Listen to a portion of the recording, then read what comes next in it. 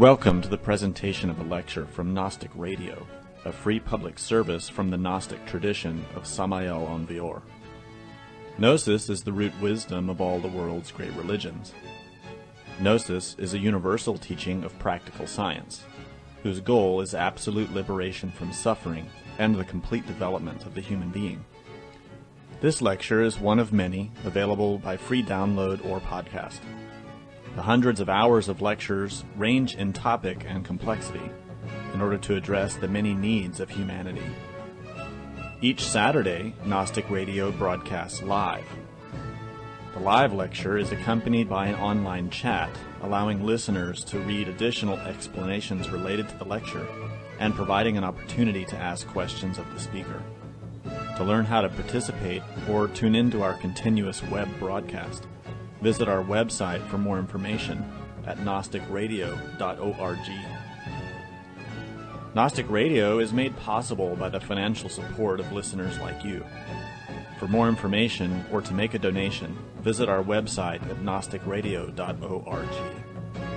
Now, with heartfelt wishes for the end of suffering for all creatures, we begin the lecture. May all beings be happy.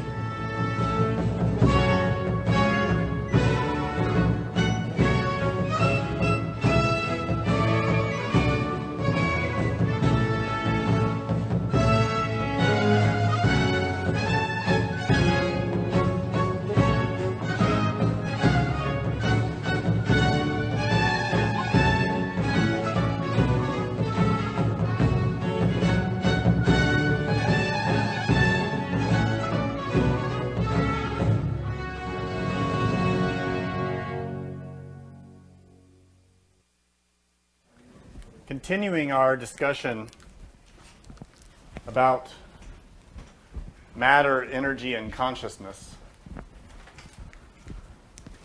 it's good for us to recall that these are the three aspects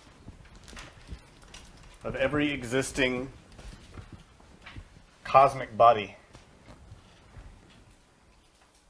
matter, energy, and consciousness.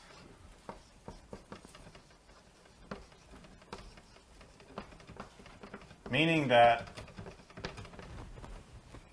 from the smallest particle up to the biggest collection of particles, everything is made of matter, of energy, and consciousness. Naturally, we as human organisms have these three aspects. And as we've been explaining, we tend to be rather unaware of them. In fact, we tend to be asleep and to not realize the interrelationship of these three aspects of existence. We have a relative awareness of physical matter, although it comes and goes. We tend to forget even that we're in a physical body. And we have very little awareness of our energy. We only really notice it when it's gone. And then we try to supplement it with energy drinks, caffeine, or other types of activities. And consciousness, we tend to not be aware of at all, to have no real knowledge of awareness, consciousness, mindfulness.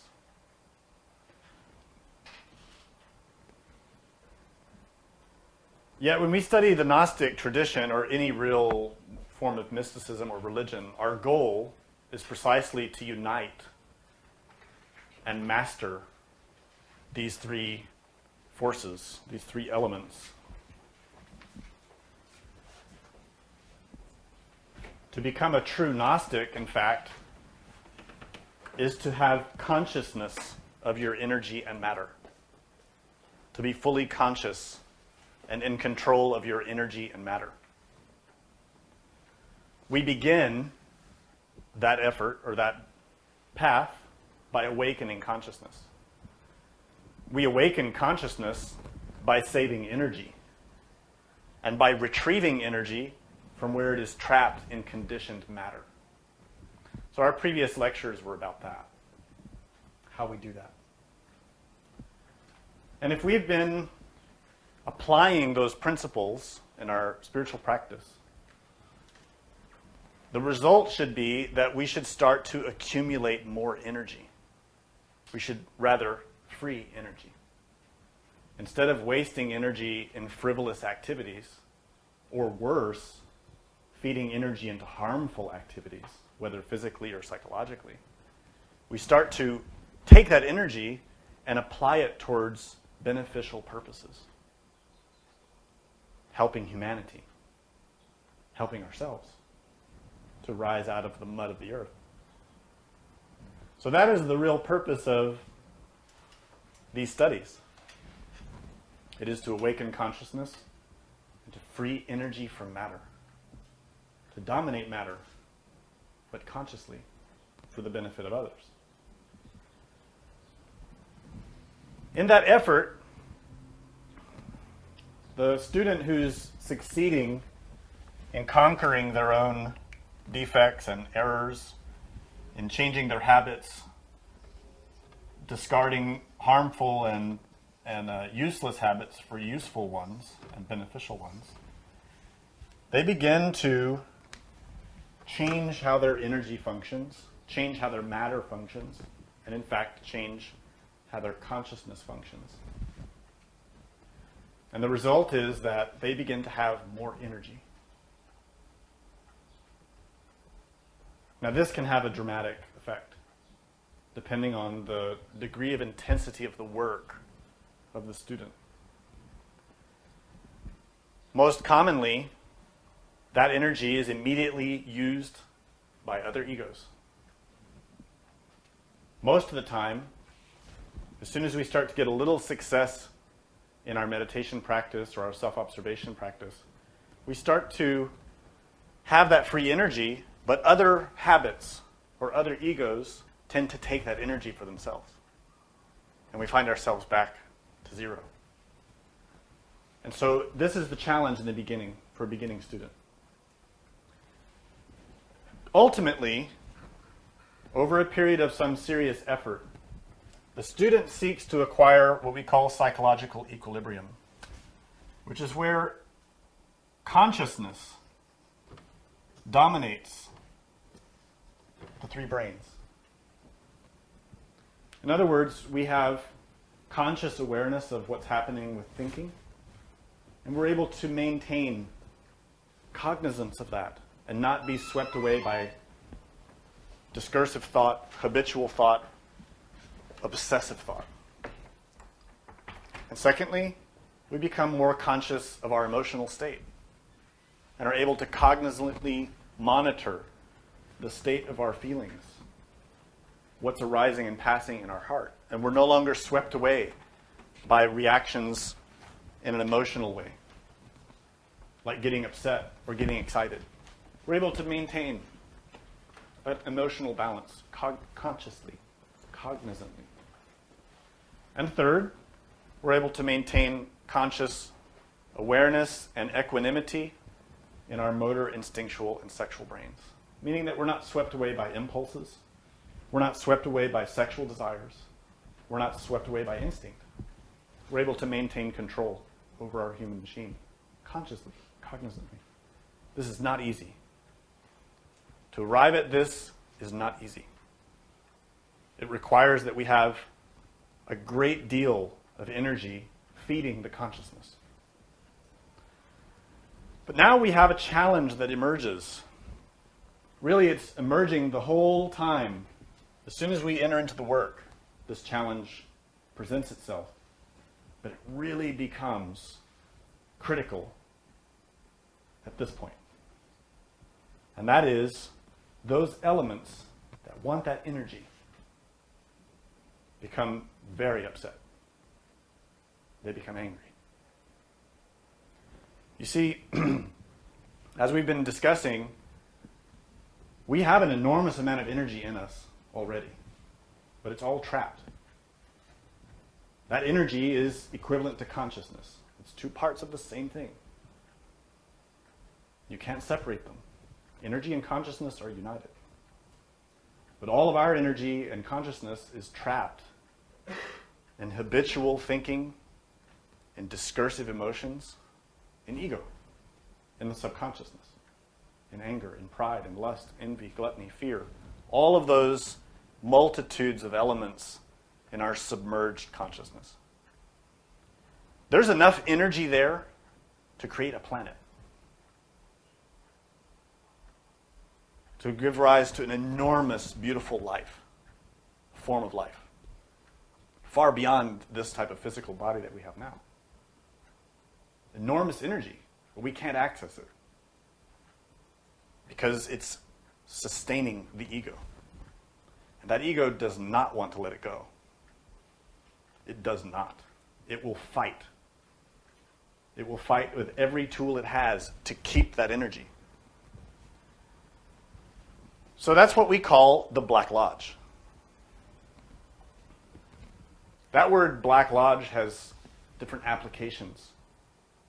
But the first and foremost meaning, it relates to our subconscious mind, unconscious mind, infraconscious mind. We have our own Black Lodge. That's what matters. It is our ego. It is all the egos in us that have all of our energy, consciousness trapped. And they use it to keep us enslaved, to sustain themselves. And that structure, that scenario, is symbolized in every religion in different ways. In Christianity, it's represented as the three traitors of Jesus: Judas, Caiaphas, and Pilate. And we find those same three traitors in every religion: High, Net, and a puppy. Stokin, Ortlut, and I forgot the third one in the Masonic tradition. But in every tradition, we find those three traitors. And those three are also seven. They are the seven deadly sins. They are those virtues inverted. Pride that should be humility. Chastity that has become lust. So the energy, the consciousness of chastity is lust. It's trapped in ego. Same forces, but inverted. That is the Black Lodge. That is hell. That is in us. That is why we suffer. The challenge then is to learn how to change it. To do that, we first have to see the enemy. As long as we're living in a fantasy land, doing our best to convince ourselves that we really are good people doing our best, and that we really don't have ego, there's no hope for us. As long as we do not recognize the existence, the fact, the truth of the defects in our own mind, we will never change.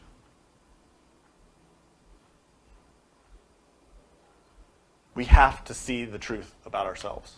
We have to be sincere. Truly sincere. Are we really gods?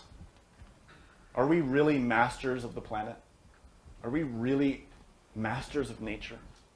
Are we even masters of ourselves? Let's be honest. Let's stop faking like we know everything, like our science has solved all the problems, like our religions have solved the problems of immortality and eternity, like our families have solved the problems of unconditional love. They have not. We need to sincerely observe the facts of our lives and come to recognize that the core of the entire problem of humanity is not outside of us. It is inside of us. And this is what the story of David and Goliath represents.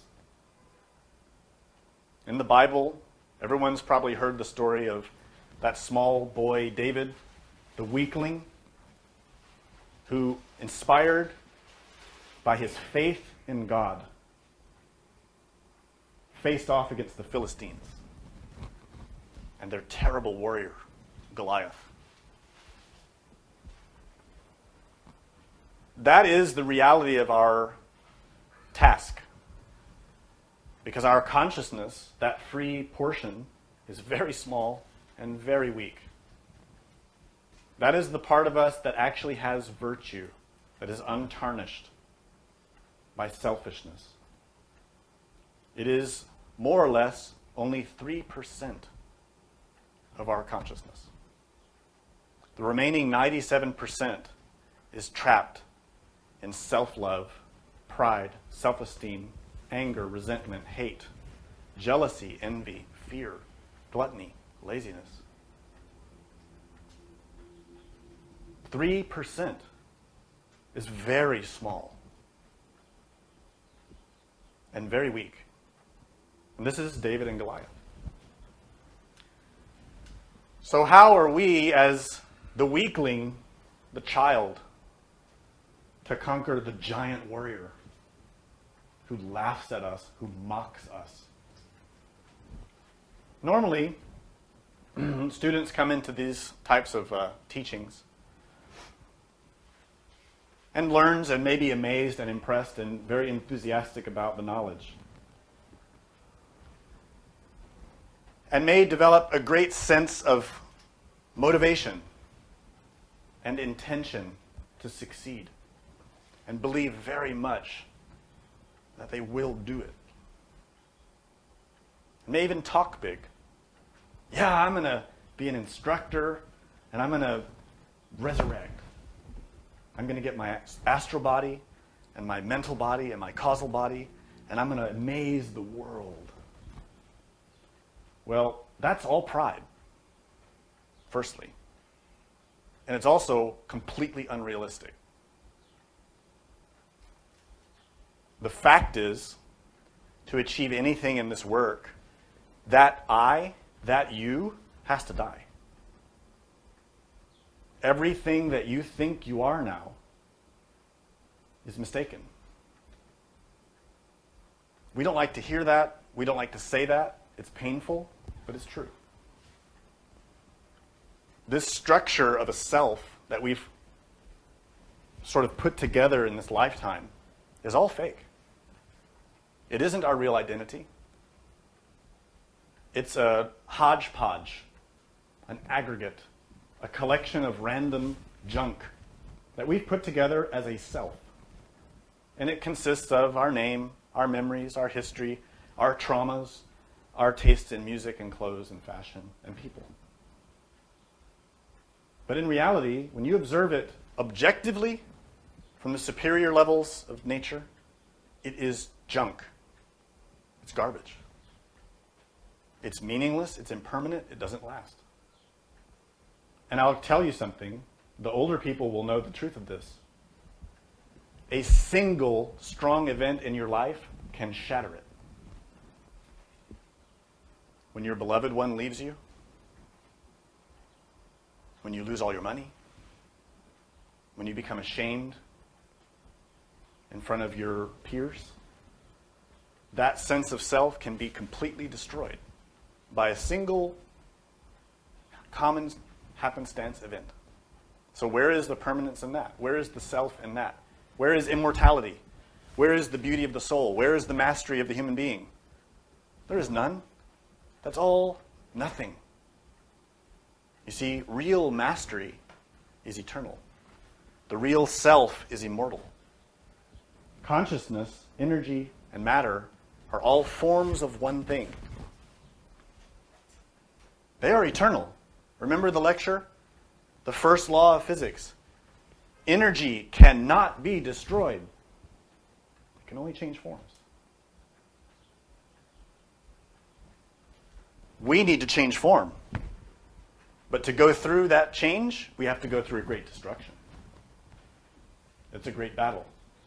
It's a war. But it's a war against ourselves. It isn't a war outside. It isn't a war against the infidels or the unbelievers or the heretics or against other religions or other groups. It's a war against ourselves, against our own mind.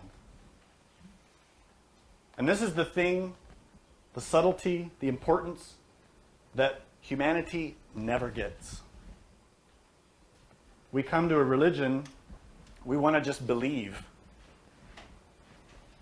We want to take a security blanket from that religion and believe we are saved and will be immortal and everything's fine now. This is a lie. Doesn't happen. Never has, never will.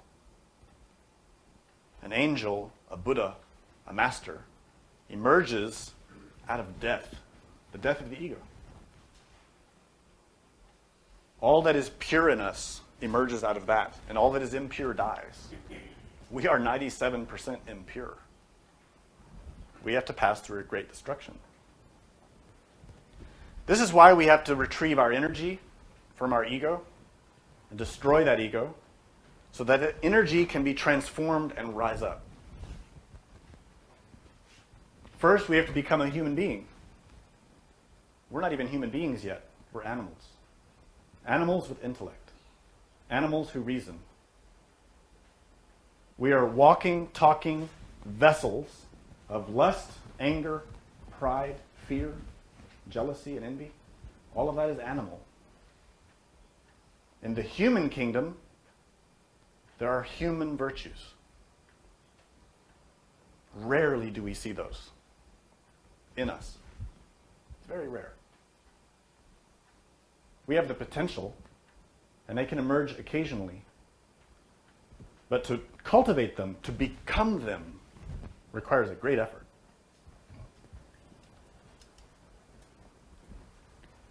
When we begin to save our energy, to retrieve our consciousness, and develop this psychological equilibrium, the battle over our ego intensifies. You see, as soon as we enter into these kind of studies, our ego presents resistance. The first form of resistance, the most common, is pride comes in and says, oh yeah, I'm going to be a great student. Now we think we are pride. We hear those thoughts and we think it's us. And we go right along with it. So we get seduced by our pride. Or some people say, no, that teaching's wrong. It totally disagrees with science or with my established religion or with my friends or my family.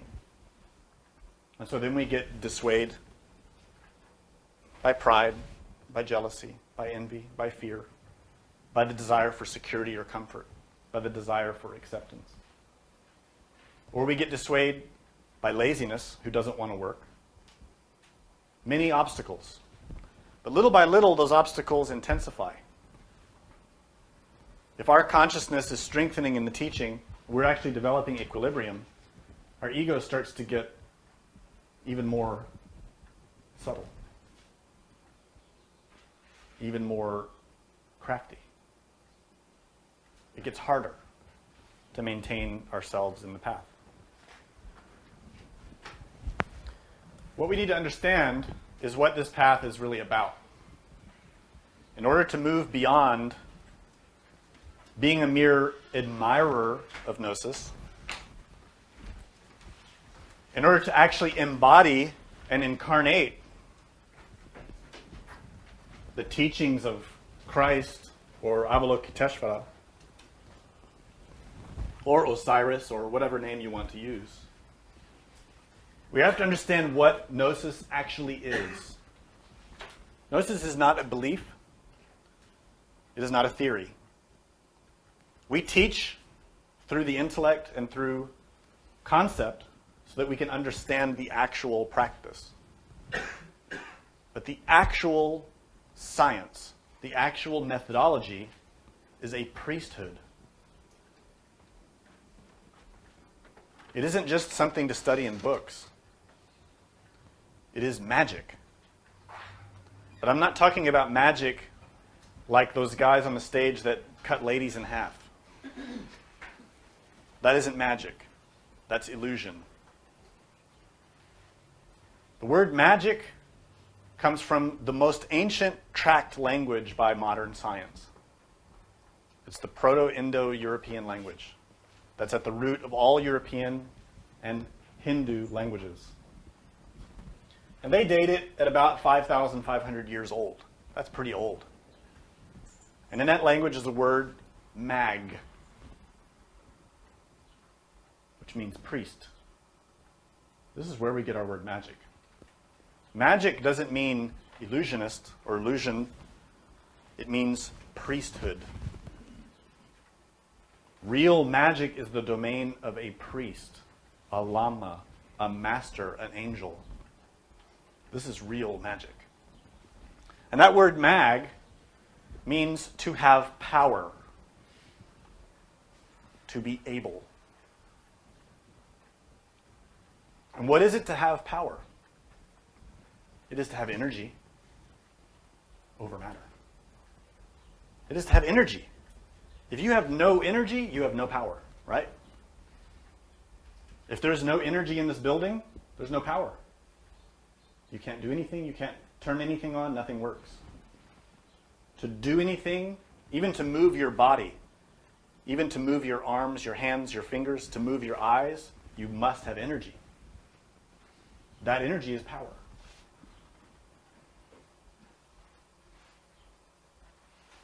That is the priesthood.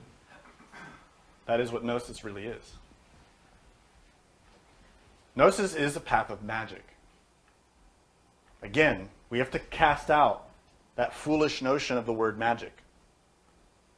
It has nothing to do with comic books, with movies, with casting spells and making illusions and all that gobbledygook. Magic is real, but it has nothing to do with all of our fantastical ideas about it.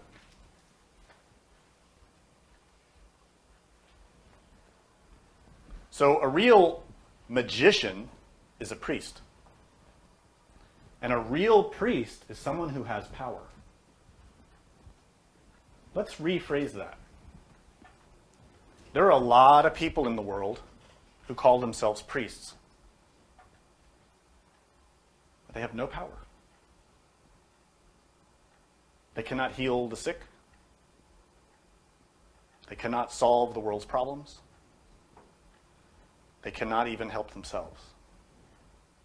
Many of those who call themselves priests are actually creating a lot of suffering for themselves, for other people. I don't just mean Western priests. We're talking about Shinto priests, Zen, Buddhists, Hindu, by whatever name. Imam, lama, priest, abbot, any spiritual leader. We're using the term priest in a generic sense to refer to any spiritual leader. A real priest has power. That's the definition of magic or magi. We've all heard of the famous 3 magi in the Bible. Those were not beggars. They were magicians. They were priests. And they have a deep symbolic significance. So a real priest has power, meaning that priest has energy. Where does that energy come from? Well, there are 2 places. We've been talking about how energy exists in a given system. And in us, the vast majority of our energy is trapped, so that most of us is in darkness.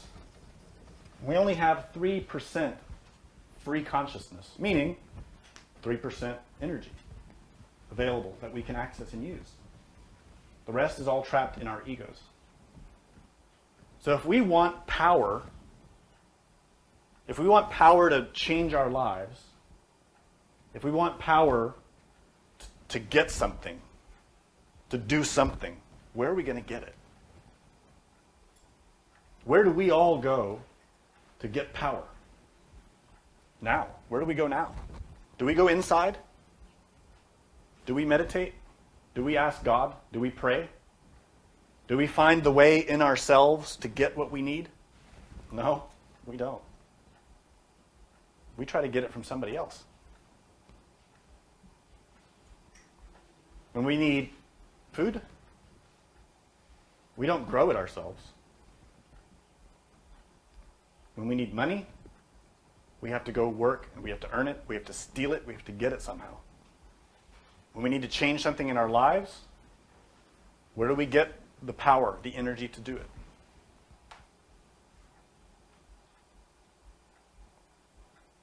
So these people that have power in our world, where do they get their power? Do they get it from within? Truly, where do they get it? From other people. Right? Where does a politician get his power? From others. Where does a banker get his power? From others. Where does an actor or a musician get his power? From others. If you put that person who seems so powerful in our society, and you put them out in the desert, totally alone, could they do what they otherwise would do? Could they get what they could get in society? Not just materially, but emotionally, intellectually, spiritually? Could the person who in society, who manipulates millions of people at a whim to satisfy his own interests or desires, what would happen to that person if they were completely alone in the desert with no one around? Would they have power? I don't think so. But now let's take the other side. If you put Jesus in the desert by himself, would he have power? Oh, yeah. What about Buddha? Certainly. What about Krishna or Moses? Absolutely. They would have power. Because their power comes from inside. Their power doesn't come from other people. Their power doesn't come from controlling or manipulating others. That's the difference. There are two places to get power or energy. From inside or from outside. In other words, there are two kinds of magic. White magic and black magic.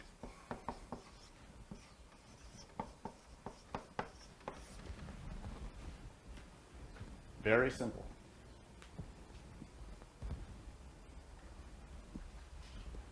Another very simple way to characterize these two forms of magic. White magic always acts in harmony with the divine law. It always respects the laws of God. And it never enforces itself over the will of God. Ever. Period.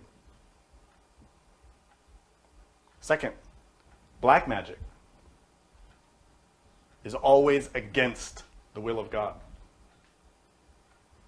Even when it seems to act in harmony or in accordance with the will of God. Now that's a tricky thing, which we'll maybe have time to talk about. In practice, it means when we try to get something and manipulate the will of another person, we commit an act of black magic. Period. That means when you lie, when you cheat, when you misrepresent, when you steal, that is black magic. That means most advertising is black magic. Because it's a lie, it's a cheat, it's a scam to get power, to get energy, to get money, to get control, to get influence by misrepresenting something, by offering a desire in exchange for a payment. That is black magic. Now the black magicians say, well, we're giving people what they want. It's an equal exchange. We're respecting the law. No, that is a lie. That is a lie. The law works with the scale, always.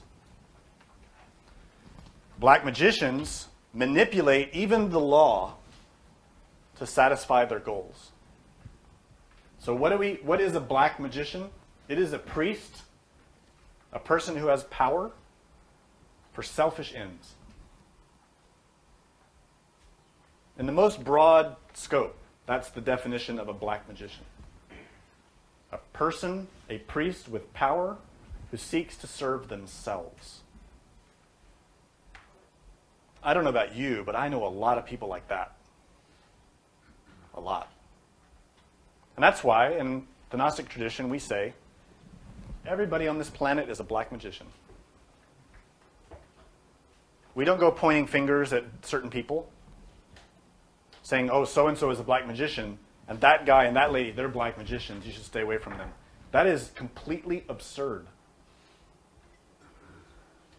Because everyone who has ego is a black magician, period. This is what Samael and Vior taught to us. This is what we have confirmed through our own experience. It is a fact. There's never any reason, any justification in calling anyone a black magician. But there are degrees. One thing is the common black magician like you and me. People that have ego, that have energy and misuse it. Who have selfishness and desire and want to feed those things. That's one thing. Because most of the time we do it unconsciously. We don't usually have really bad intentions. But then there are other types of black magicians who, through habituation, through the increasing of their desires, become more and more devoted to feeding their desires, to acquiring power through magic, through power, through energy. We need to talk about that, because those people are real. So what we're talking about is the Arcanum 18.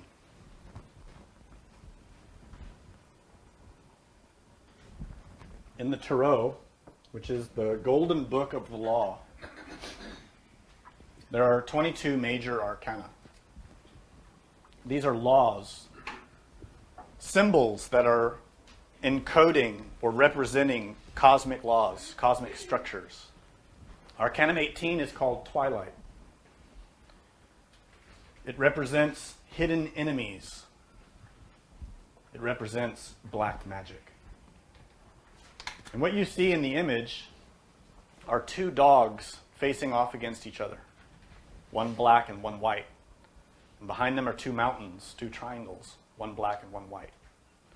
And in the waters below is an inverted black triangle covered by a scorpion. This image, card number 18, is very complicated. If you know anything about mathematics, you know that the number 9 is a fascinating number with a lot of power and a lot of mystery, because anything you multiply by 9 shows this magical relationship of the 9 with itself. You find 9 times 2 is 18, and 1 plus 8 is 9. Easy, right? But that mystery extends through everything related with 9. 18 is two 9s joined, but 1 plus 8 is 9. It's very interesting. There's a deep relationship between 9 and 18. Primarily, we need to grasp that all of us are under the domain of this arcanum, so long as we have ego. The ego belongs to Arcanum 18. It is the twilight. It is the lack of light. It is darkness. We are in darkness. We have ego. We have pride. We have gluttony. We have laziness. We don't have light. When we close our eyes, when we try to meditate, when we try to go out of our body to see God, to get guidance from God, we see darkness. We belong in the darkness because we put ourselves there. We are in the Arcanum 18. In fact, that's what this scorpion represents. The scorpion represents the traitor. We are the traitor. If you've been in any religion for any period of time or any spiritual movement, you always hear talk about traitors. In the Gnostic movement, you hear it all the time. So-and-so betrayed the master. So-and-so betrayed Master Litalante. So-and-so betrayed Jesus. Always this talk about betrayers. They betrayed us. They betrayed me. Blah, blah, blah. This is also ridiculous. Let me ask a simple question about traitors. Who is the most important, loving, beautiful, vibrant, life-giving person or force in the entire universe is your Divine Mother. Who betrayed her? You did. So who's the worst traitor anywhere in the universe? You and me. We betrayed our own mother. Through fornication, through adultery, through all the crimes we've committed throughout our existences, we are the traitors. No one else. We don't have to point fingers at anyone. We betrayed our own Divine Mother. There is no greater crime. You can point fingers all you want, but you're fooling yourself as long as that finger is pointed at anyone else. If you've betrayed your mother, if you have your ego alive, if you have fornicated, committed adultery, stolen, lied, all that, you are the worst traitor anywhere. That is that scorpion. That should affect us. Let us not get caught in politics, pointing fingers, blaming people, comparing ourselves, saying, we're better than them. Our group is true to the master. Our group is true to the teaching. We are true to the masters, to Gnosis, to the White Lodge, blah, blah, blah, whatever. No, none of us are. Because we all have ego. And every one of us betrayed our Divine Mother. That scorpion is a reminder of that. And that black triangle that the scorpion sits inside is our ego, submerged in the abyss. That triangle represents the three traitors that I mentioned. Different religions represent them with different names, but they are the demon of the mind, the demon of the heart, the demon of the sex. All of us have those three traitors. None of us are free from those three traitors until we resurrect. Then we're free. Then we are truly worthy. After resurrection. Before resurrection, we are sinners. So let's not put ourselves above anyone else. So this Arcanum 18 represents the battle, the war, the fight. It is the battle of two nines. It is the battle of white against black. It represents the eternal struggle between the gods and the demons. But most importantly, it represents the struggle in ourselves between our energy and our energy. Our consciousness and our consciousness. Our house is divided. Our house is not united. Our psychological, spiritual house. We are at war with ourselves. We can't even make a decision from one day to the next without second-guessing ourselves, without contradicting ourselves. We're always in conflict, always in doubt, always tripping over our own feet, always nudging our neighbors and our loved ones in the eye, bruising everyone, making people bleed, making ourselves bleed, because we are in conflict. We are Arcanum 18. We are a house in disorder. So, what we need to grasp is that the battle that we're waging is very serious.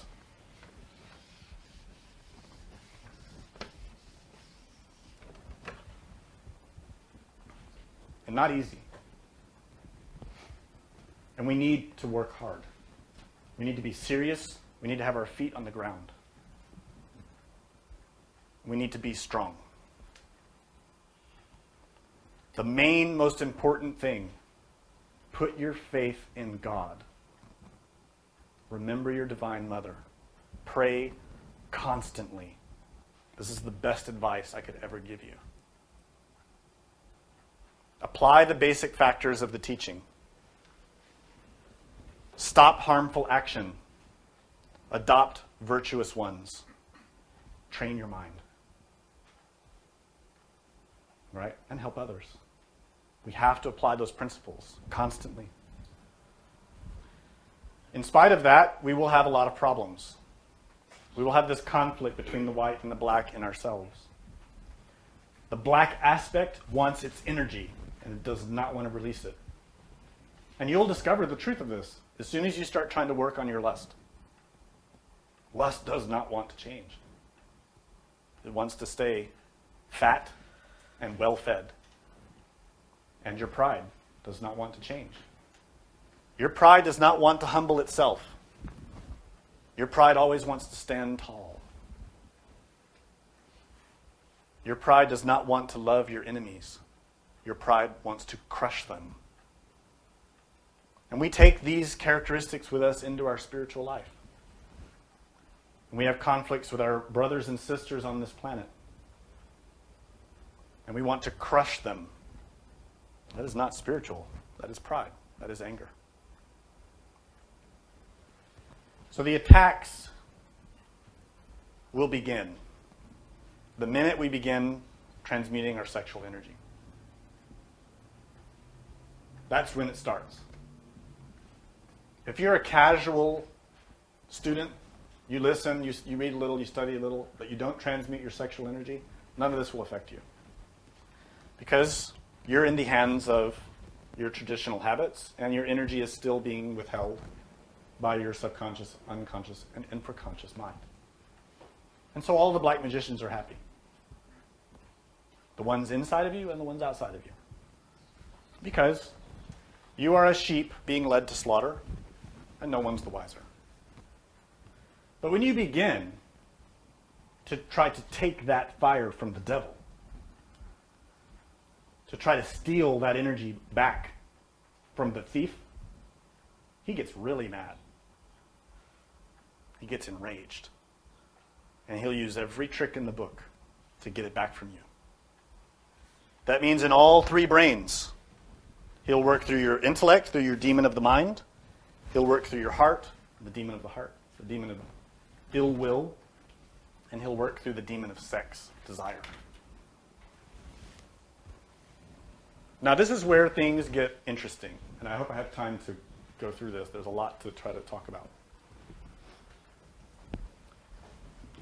The most common experiences that students have when they begin to transmute the sexual energy is they start to have nocturnal pollutions. They start to have wet dreams. They start to have lustful dreams. They start to experience losing energy. They have all kinds of temptations that emerge both at night and during the day. They try to meditate, and the mind is worse than it was before. They enter into conflict with their families. Their friends leave. They lose their job. The whole life seems to go into complete chaos. And so most students, sadly, say, this teaching's no good. It's destroying my life. And they fail to realize that it should be doing that. That means it's working. But what you have to do is sustain it and not get identified. Not react, but be in the middle, in equanimity. Whether things are good or bad, painful or pleasant, to be the same person. Peaceful, serene, loving.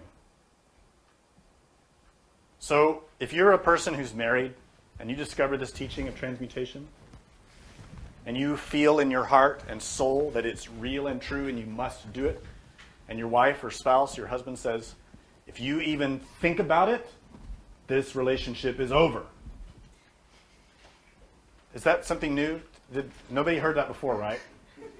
Yeah, I think probably most people have heard that. Well, that's a great ordeal. That's not the fault of the teaching.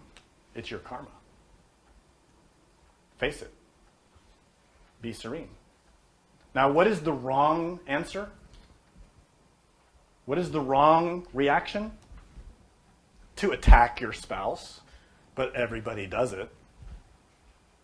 You're not listening to me. You're so stubborn. You're so lustful. You're caught up in da-da-da-da. And we just get into a big battle, and everybody suffers.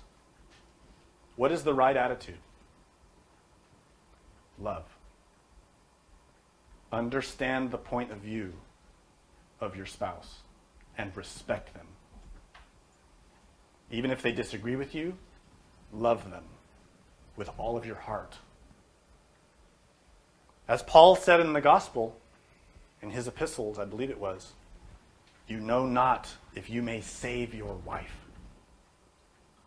So don't put your wife aside, your spouse aside, just because of that. You have a commitment. Live up to it. Now that principle applies to every other situation in life.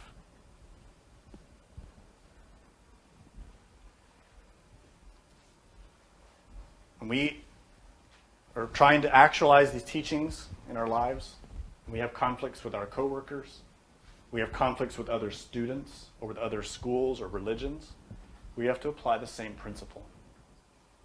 Treat everyone equally and with love. We have never any reason or excuse to get angry or to act in a vengeful manner. Ever. A true Gnostic student always keeps their bodhicitta. Compassion, loving kindness, patience, serenity, concern for the well-being of others, even black magicians. We have a great example in that in our teacher Samael Aun Weor. He had good friends who were demons. And he respected their life. And they would come visit him at his house. And his wife did not like it. But he allowed it because he respected them, he loved them. If you've not read the book, The Revolution of Beelzebub, read it today. It will change your life. It will demonstrate to you how a master behaves. Not these cheap fly-by-night masters that write a lot of books and make tons of money. I'm talking about a real master. A master who's beyond good and evil. A master who has embodied love. So, the point is, when we begin this work, we start saving a lot of energy relative to our efforts. Our ego tries to take it, and so do other people. Remember I was explaining the two kinds of magic. The white magicians respect the law, and they find the energy in themselves to do what they need to do. Black magicians take their energy from other people. So, how do they do it? Through our ego. Let me repeat that. I'll come back to this. There is a lot of talk in occult schools, mystical schools, Gnostic schools about black magicians and that we need to defend ourselves and we have to fight against the black magicians and we have to do conjurations and we have to be at battle to save humanity and all this military type of talk, which is fine. The problem is they're missing the point much of the time. The key factor. How does the thief get into your house? How does someone steal from you? How does a warrior kill another warrior? They have to find a weakness in the defenses, right? If you want to win a battle, you need to find the weakest part of your enemy's defense. And you have to exploit that. It's simple. It's simple and it works. So what is our weakness? We have a lot. Firstly, we're totally asleep. We think we're masters of the universe when we know nothing.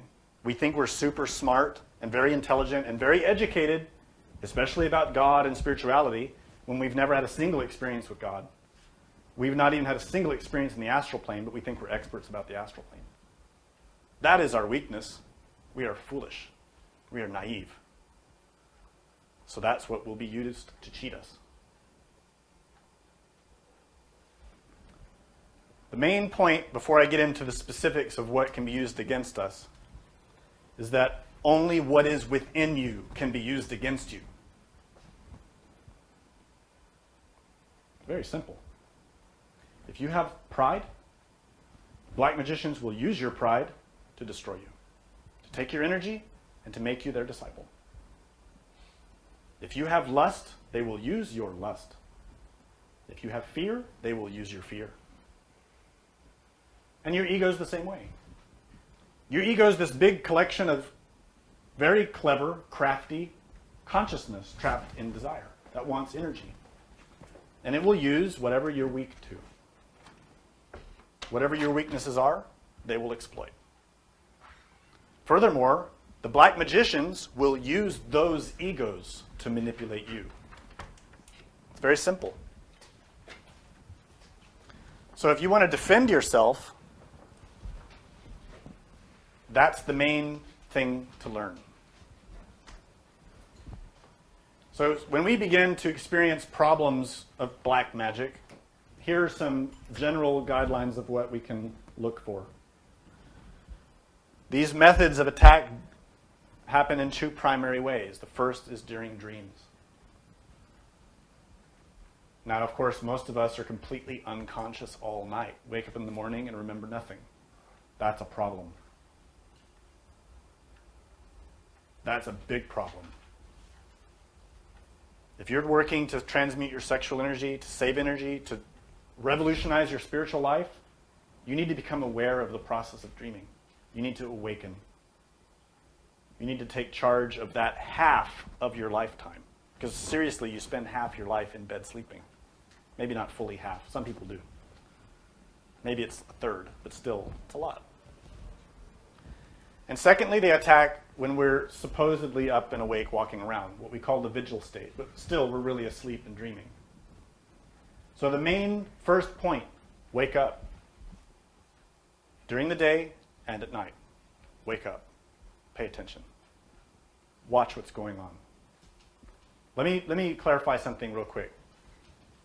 A black magician doesn't wear a black robe all the time and have a bunch of tattoos and a hook nose and black hair that's spiked out all over the place with a bunch of piercings.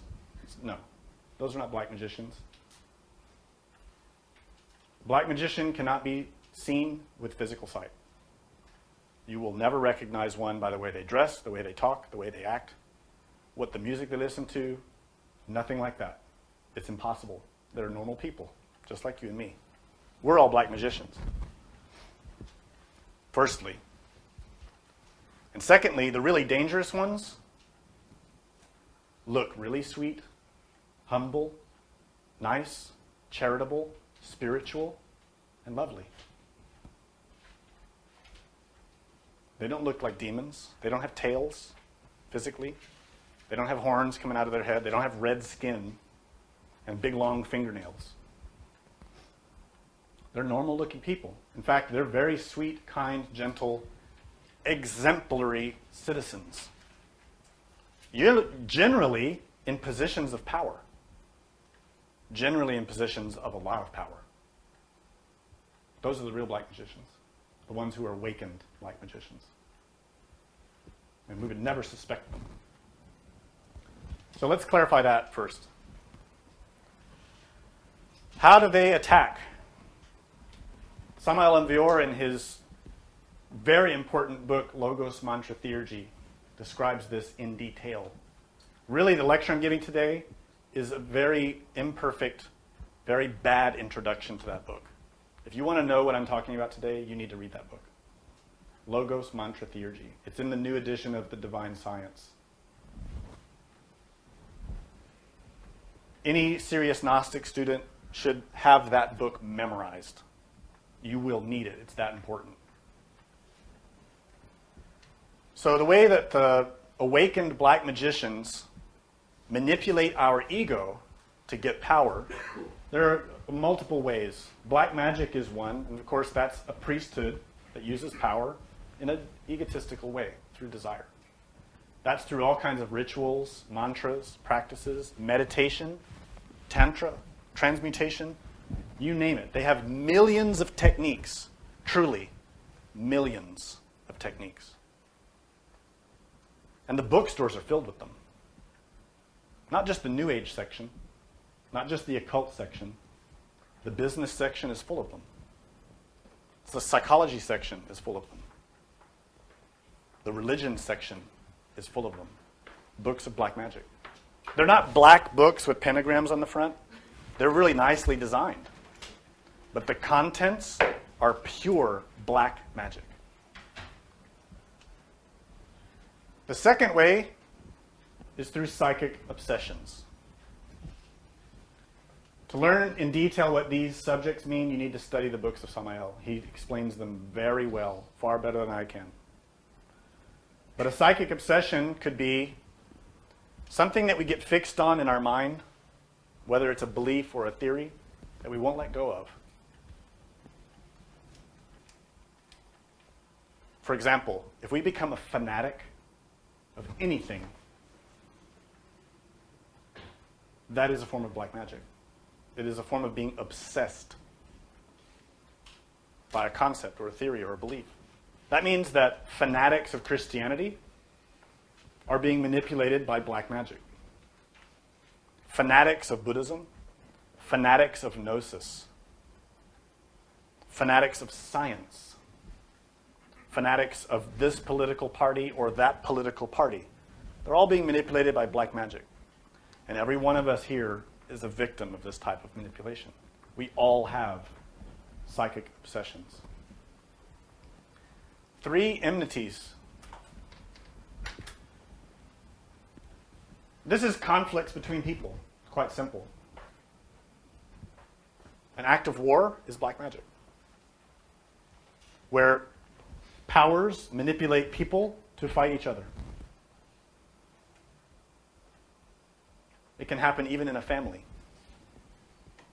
A person that has a lot of vengefulness in their heart, a lot of anger, a lot of resentment, can manipulate 2 other people in the family to fight each other, just for entertainment. I've witnessed that many times. That's black magic. Whether it's conscious or unconscious, I don't know. But it's black magic. It's manipulating people because of desire, because of anger, resentment, all that.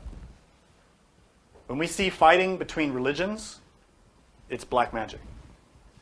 When we see fighting between spiritual schools or spiritual groups, it is black magic. God does not do that. Samael Envior does not do that. No master performs black magic. No white master. No white master is engaged in foolish politics or creating schisms in groups. None. That's all black magic. It's all the Black Lodge working through the egos of people, manipulating them because they're asleep. It's quite simple. Number 4, organic illnesses. Black magicians can inject substances through our food to affect our physical and psychological well-being. Be very careful what you eat and drink. Do you even know what's in Coca-Cola? Do you even know what's in fast food? Do you even know what your neighbor gives you? What your friends at school give you? What your student at your spiritual school is giving you? Do you even know what's in there? No, none of us know. Let's start making some connections. Let's look at the behavior of people in society and what they eat and drink. There's a very strong relationship. Very strong. The reality is, there's a lot of black magic in our food, in our water, in substances that are injected into us, whether physically or internally. A lot. Science is a big propagator of black magic through all kinds of chemicals and different creations.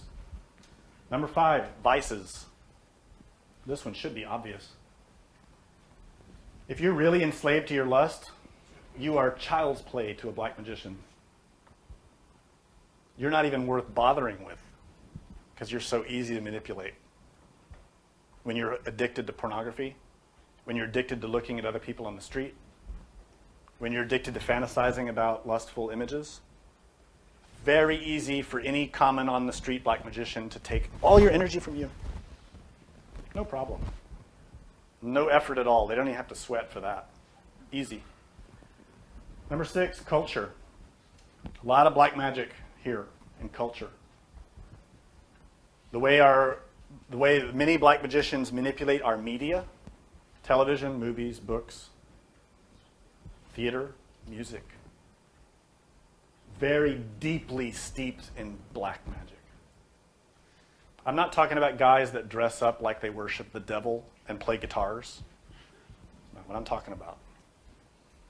I'm talking about real black magic, where through our culture, through what's cool, through what's hip, through what's accepted, through what is desired by society, we give all of our power, all of our energy, all of our acceptance and agreement. This goes through politics. It goes through our music tastes. It goes through our economic and social choices. A lot of black magic. A lot. And we all just go right along with it, thinking that we're just fitting in with society. And really, we're just pawns of black magicians, giving them power. Going along with the system like sheep to the slaughter. Number 7, false prophets. This one is easy on the surface, but humanity really falls victim to this. Who do we put up as prophets nowadays? Actors, politicians, musicians, right? We don't really put up priests so much or spiritual leaders anymore as prophets. Not like we used to. Now we put up as prophets people that run big companies, right? If such and such a guy from this company says something, wow. We better put all of our money into that stock, right? Black magic. Pure and simple. False prophets. Of course, primarily we're concerned with spiritual aspect here. There are a lot of people out there claiming to be masters, claiming to be spiritual leaders, etc., etc. It's very difficult to tell who is and who is not. That's why in this tradition, we stick by a simple rule. Do not follow anyone. Period. Follow your innermost. Your inner being, your inner Buddha, your inner angel is the only one you can trust. To be more explicit, don't trust me. Seriously, don't. I have ego. I have a lot of ego. I'm easily confused. I have a lot of problems. I have a lot of mistakes. I am not a master. I am not a spiritual guide. I'm not a spiritual leader. I'm just a foolish Gnostic student who for some reason keeps teaching these lectures. And I really hope to stop. Follow your innermost. That's the only way to be free of false prophets. Even then, you have to be careful. Because when you're working in the internal worlds, it's also difficult to see the truth. It takes a lot of skill. But luckily, in this tradition, we have the techniques that you can learn to do it. 8, inferior elementaries. And this is using forms of consciousness and energy that are trapped in matter that can be manipulated in order to influence other people. This includes plants and larvae and all kinds of things, including incubi and succubi. Incubi and succubi are condensed energy, energy that condenses into matter in the vital plane or the astral plane. When a female masturbates, she creates an incubi. And when a male masturbates, he creates a succubi. And those are mental forms that condense his consciousness and energy and then want more energy to sustain themselves. And they seek their parent, the woman or the man who created them, to feed themselves. So most of the time, especially in the beginning for a student, when they have wet dreams or they're having orgasms at night during their sleep, it's because their own creations are taking that energy, the energy that created them. We have to dissolve them. We have techniques to do that. You can use sulfur or asafoetida, which are plant substances that you can use, or mineral substances that you can use to dissolve them, disintegrate them. And the practice is given in the book Logos Mantra Theurgy, how to do that. Moreover, black magicians use those elements to take our energy and to influence us, to make us fall. So if we have a friend or some connection with a person who hears that we're in Gnosis, maybe it's a close friend and we don't realize they're an awakened black magician. We've been telling them all about Gnosis, and they're like, yeah, right, I'm already awakened. I'm not going to let you do that. I want your energy. I'm going to keep taking your energy the way I always have been. So that person just uses your own incubi or succubi to make you keep losing your energy until you give up. And a lot of students have that experience. They're trying to save their energy, they're trying to transmute and do their pranayamas, but they just can't do it. They stop. That's because a black magician was nearby going, I want my energy. You're not taking it from me. So they're manipulating their egos and their own incubi or succubi very easily. So the way to get past all of these attacks is to transform that Arcanum 18. You see, that 18, when we add the 1 and the 8, we get 9. This is a big deal. It might seem like number games to you. This is how Kabbalah works. Very important. The number 1 of that 18 is the magician. Again, this is not a conjurer or an illusionist. This is a priest. That magician is not you. Shall I say that again? That magician is not you. That magician is your innermost. That magician is your inner being, your inner God. That magician is God in you. So that means you need to remember God. If you're facing any attack of black magic, any struggle in your spiritual path, and you don't know what's happening, you don't know why it's happening, you don't know what's going on with you, you're sick, you're under attack, you're losing your faith, you're losing hope, call your inner being. Don't go to your friends. Don't go to some so-called master. Don't go to your instructor. Pray and meditate and call your inner God, your inner Buddha, your Yidam. That is the magician. That is the number 1. That's why it's first. Most of us don't do that. We get out all the books and we're flipping through the books and we're going on the internet and we're going here and there and calling our friends, what should I do? What do I do about this? What do I do about that? And we're going in the forum and chat rooms and all this, and always avoiding our innermost. He's the one with the power. He is the magician. And he can help you. But he can only do it in accordance with the 8. That 8 is justice. That 8 is the law. Do you see the scale here? The karmic law. That means if you have no dharma, if you have no credits with the law, what can he do for you? If you've done nothing to help others, the law owes you nothing. Period. If you want help, you have to pay for it. Not with money, with actions. Sacrifice for others. Help others.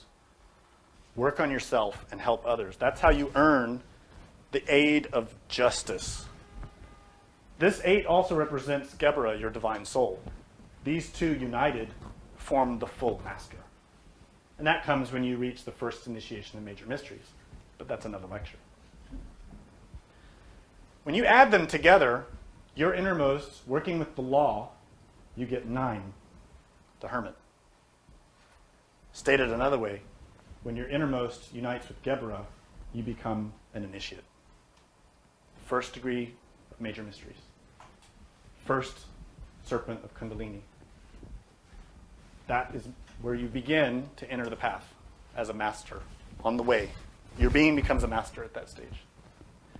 This number 9 is the hermit, who represents a true initiate. Number 9 means prudence.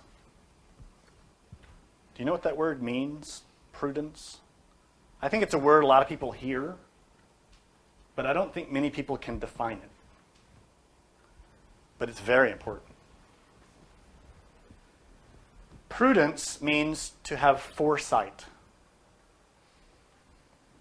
to have wisdom, to act intelligently. Someone who is imprudent, is very naive and very foolish, like all of us. Always getting into situations with people before realizing what a bad idea that was. Like becoming close friends with a person who's a really bad person, but we couldn't tell.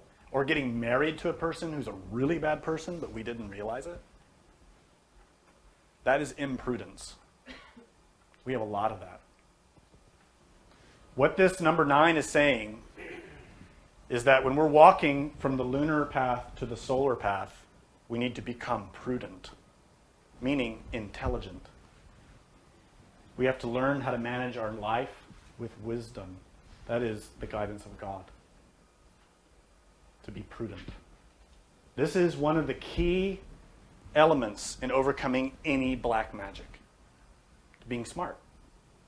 Remember I was telling you, how does a thief steal from you? How does a warrior conquer another warrior? Through any weakness in their defense. Well, spiritually speaking, we're all sleeping out on the street. We don't even have our doors locked. We don't even have armor on.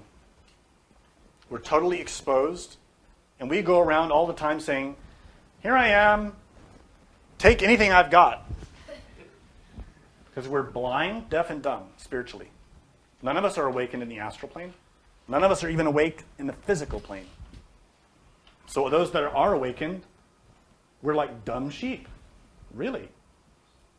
Very dumb. Stumbling around with our eyes closed. Muttering to ourselves. No awareness at all of what's going on in reality. Prudence is the work to change that. It is very difficult. Moreover, it is solitary. The hermit is alone. This work is solitary. It does not mean... Many people think you have to have a school, or you have to have a teacher, or you have to have a spouse to walk the path. No way. What you have to have is willpower. That's it. If you have willpower, you can do it.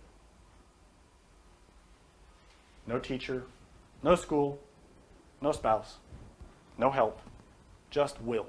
That's enough. And from that, you learn prudence. You learn to be smart.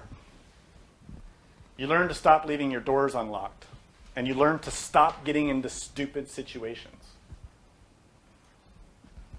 So, methods and elements of defense.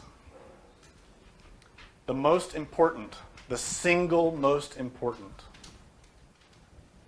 is bodhicitta. What is bodhicitta? Well, that's a deep topic.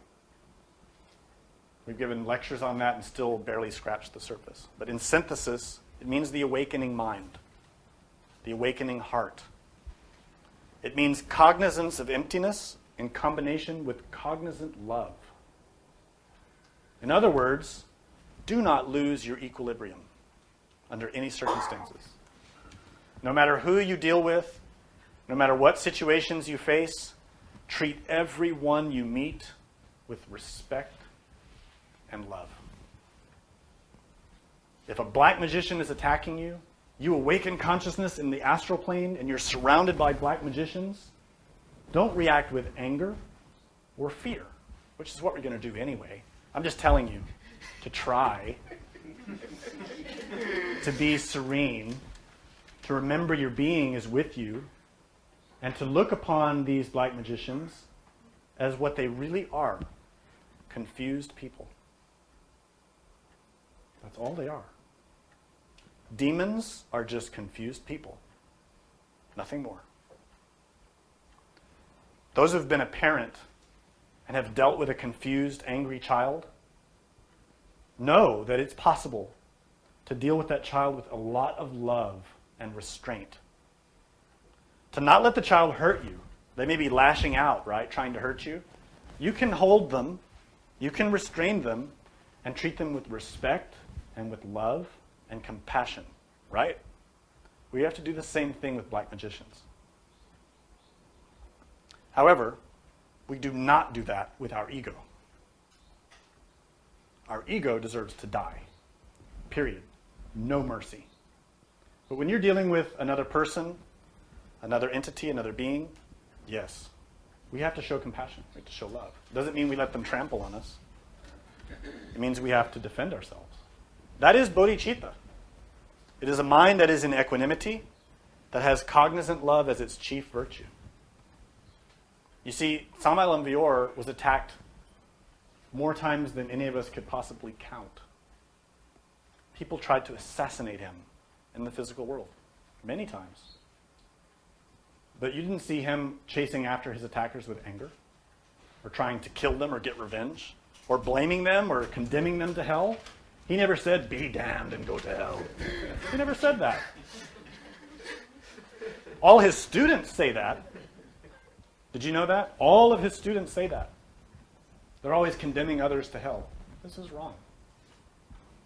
It's wrong. We're already in hell. Where are we going to go?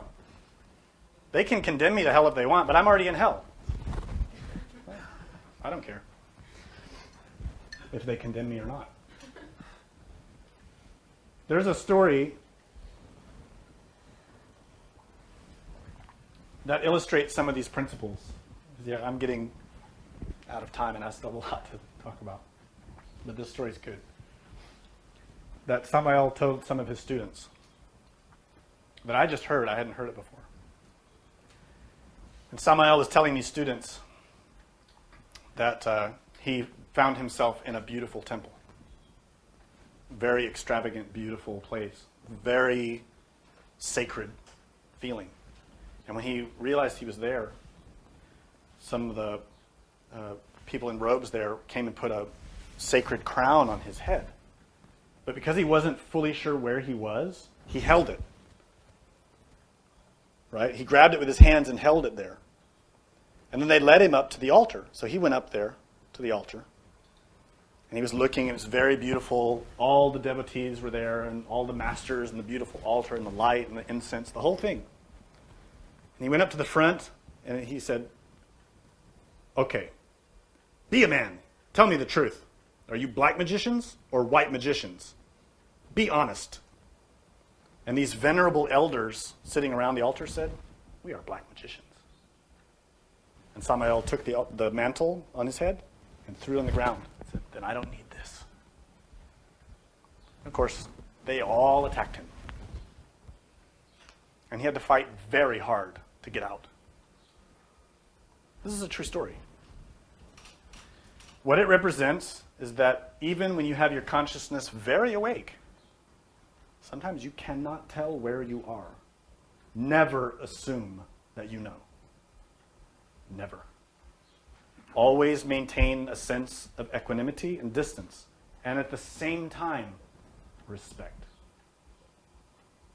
They attacked him, but he didn't respond with anger. He defended himself and left.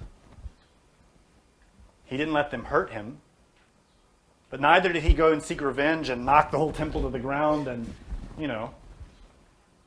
he went away. He walked away. We should do the same. If someone's choosing to take that path, it's their choice. Adios. Let them go. So that's really the first two factors here, bodhicitta and psychological equilibrium. We need to always maintain that. This is the best defense. If you have psychological equilibrium, really have it, black magician can't manipulate you. It'd be very difficult for them because you have control over your three brains. So when they try to tempt you with anger, with resentment, with lust, you're watching your three brains and you're saying, oh, I see that element. I'm not going to let that element come into my mind or come into my body and control me. No way. And then you go and meditate, which is the next factor. Meditation. Without meditation, you can never defend yourself. Meditation is what empowers everything. It gives you the ability to control and manage all your energy. We have to meditate every day. And next, obviously, transmutation. If you're not transmuting, you're not even in this work. If you stop transmuting, you will soon be out. Don't stop. Every day. Work with your energy consciously, cognizantly, in a pure way, and offer it to God. Make every transmutation an offering to your innermost. That is the way. Not entering into transmutation thinking, now I'm going to get power. Now if I do this tantra, I'm going to awaken all my chakras, and I'm going to get powers. Yeah, you might, but through pride, through lust, through desire. And don't think chastity is the way you're going to get there. There are many examples of Gnostic students who restrained their energy, who transformed their energy, and awoke as black magicians because they had too much pride. This is in the books. Mystery of the Golden Blossom, chapter 38, I think. Treason. The next, cleanliness and health. Remember I mentioned that the black magicians use illnesses and substances that are injected into us to manipulate us? That means you need to take care of your health and you need to be clean. Stop eating garbage. Don't eat things if you have a sense or a feeling in your heart that it's no good. If somebody comes and offers you food, but you have this feeling, you know what? I don't know if I trust that person. I don't know if I know where this is coming from. I don't know about that. Do not eat it. You can be nice and say, oh, thank you very much, and take it away and throw it out. You don't have to hurt their feelings. You don't have to say, oh, I think you're a black magician. Don't do that. Don't do that. That's not going to help anyone. Be kind. Be respectful. But also, the most important thing, listen to your heart. Be prudent. Cleanliness is a big deal. Not only of your body, but your house. If your physical body is always dirty, that can be used against you. Be clean. Harmony with superior laws is the next one. That means if you owe a karma, if there's something painful that's happening to you, the easiest way to change that is to override it with a superior law. To transcend it with a superior law. The best way, sacrifice for others. Do something to help other people. Give up your own will for the benefit of others. And this is a very powerful way to overcome black magic. If you've got, like, let's say a group of people who are rallied against you, and they're working the minds of everyone to convince everyone that you're bad, and that you're evil, and that you should be kicked out or fired or sent to hell or whatever it is they want to do with you. Maybe they want to, hang you up to a pole someplace. The best way to overcome that is with light. By doing good. By being good. By being sincere. Not to react in turn, not pointing fingers back at them. Oh yeah, but you guys did this and you guys did that and blah, blah, blah. No way. It's only going to get worse. If you act with serenity, you treat everyone with respect and love, and you act with a superior level of being, they will never be able to touch you. Never. And all the great masters have demonstrated that beautifully to us. The next is intellectual culture. We are very easy to fool when we don't know what we're doing. Think about before you knew about this teaching. Some of you may be new, but some of you have been studying for a little while. Try to remember what it was like when you didn't know anything and how naive and stupid you were. The difference is intellectual culture. Think of how easy it is to fool a 3-year-old compared with an adult. Well, actually, that's not a good example. 3-year-olds are sometimes smarter than adults. So I take that one back. When we have a robust conceptual understanding of spirituality, we are very difficult to fool and manipulate. And let me state something that Samael Aun Weor stated in many books. The single most dangerous tool that black magicians use is your intellect. You really need to think about that. We all think, well, the black magicians are using rituals, they're using mantras, they're using potions, they're using animals and plants to send magical elements. They're doing all these things to manipulate me. No. Let's back up a second. The single most powerful and dangerous tool they have is your own mind. It's not all those other techniques and tools. It is your own mind.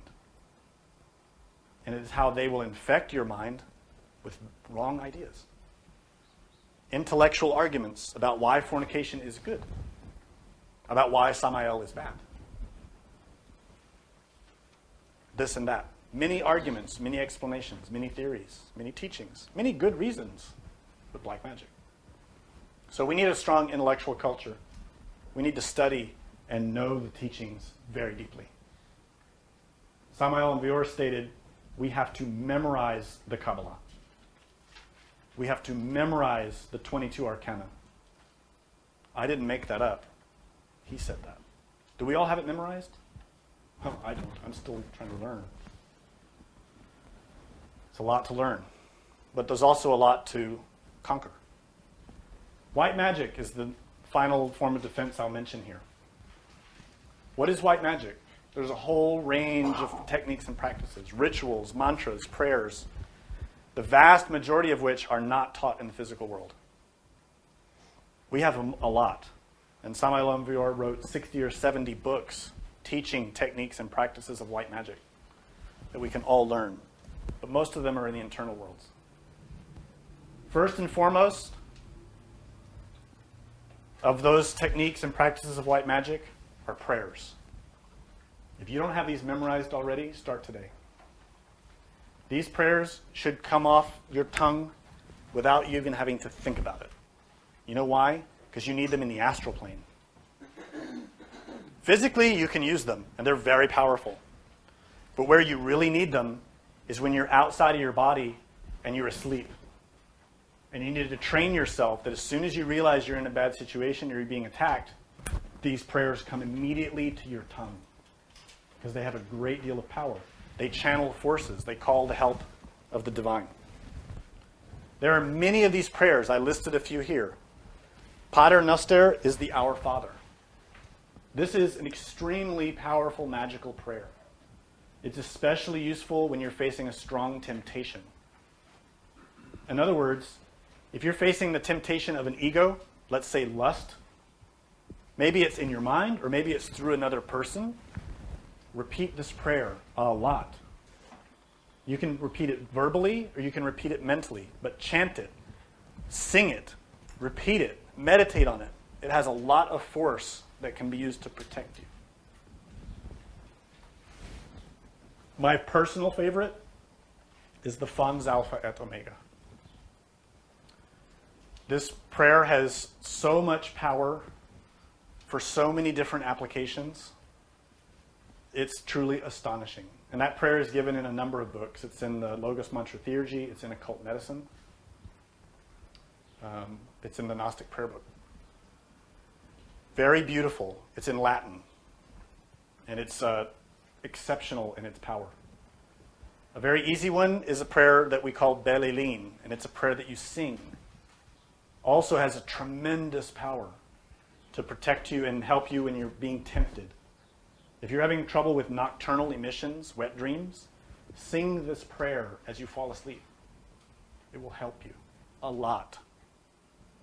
And there are many others. Probably the most core and important are the Conjuration of the Four, the Conjuration of the Seven, and the Invocation of Solomon. These are really critical core pillars of white magic. Memorize them. You will need them. In subsequent lectures, we are going to talk more in detail about what these conjurations and prayers mean. All of them are on the website. All of them are in the books. Get the books. Read them. Study them. Read them every day. Meditate and memorize these prayers. Chant them. You can print out a single prayer. Keep it with you. And every time you think about it, take it out and read it and memorize it and keep chanting it. It'll have an impact on your life. Next, now that you've established a foundation to defend yourself, you need to protect your house, the place you live. Even if you just have a bed in a room with a lot of other people, you can still defend yourself. I know some people are poor and they don't have a house to themselves, but you always have a place to sleep. That place is your temple. Protect it. A very important rule, keep it clean. take out the trash. Trash, physically, may not smell, it may not look like much, but it also has a multidimensional aspect. And certain types of trash produce noxious elements in the vital and astral planes. Elements that can make you sick, psychologically sick, even if it's not physically. Take out the garbage. Keep your house clean. Especially if you have roommates or neighbors who fornicate, who listen to terrible music, who do drugs, who smoke, do whatever they do. Those elements are not just magically kept in their place. Okay? They will come into your house. In the same way that air moves around through the building, through the neighborhood, so do these other elements. Walls don't stop them.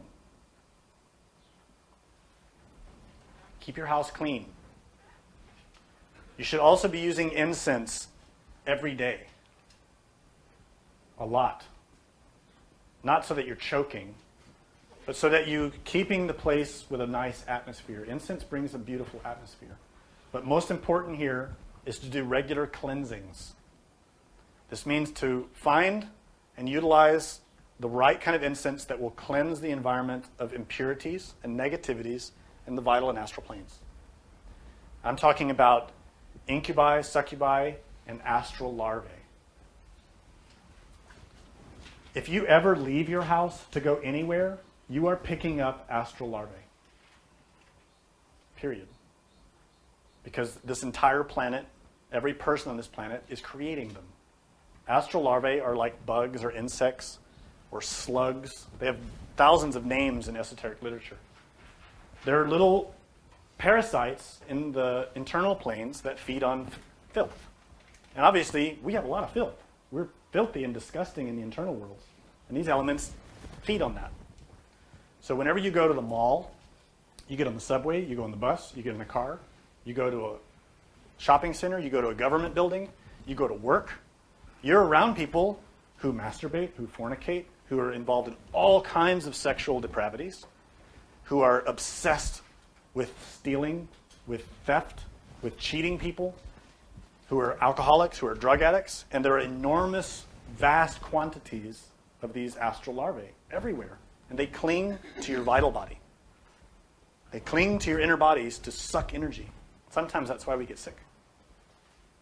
We need to cleanse that. We need to cleanse our house and make it clean. We need to cleanse our bodies. Taking a good shower helps a lot.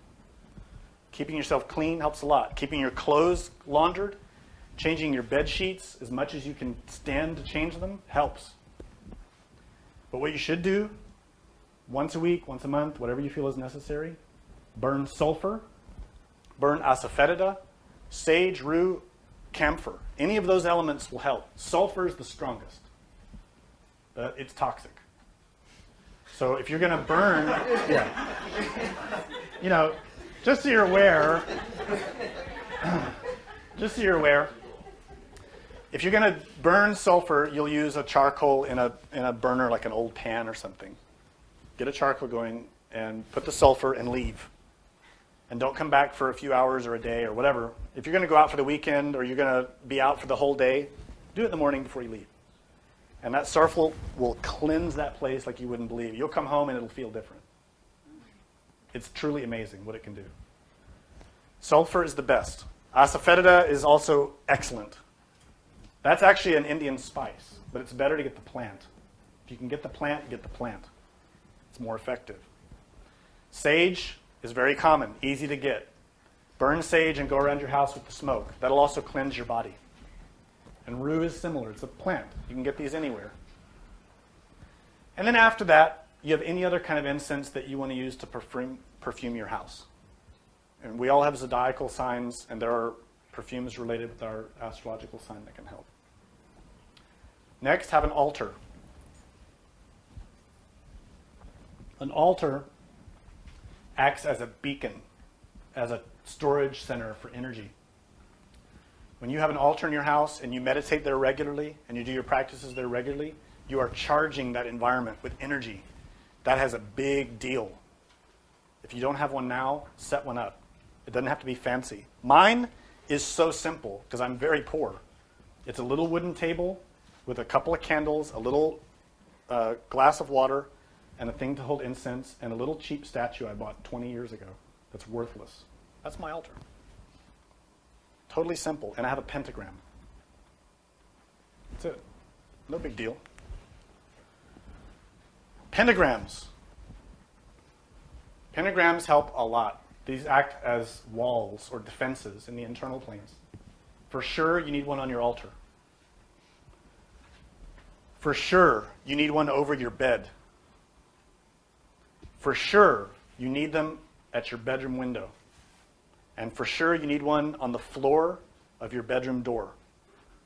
These are an amazing defense. And if you're having troubles now in your dreams and you put these up, it can change immediately.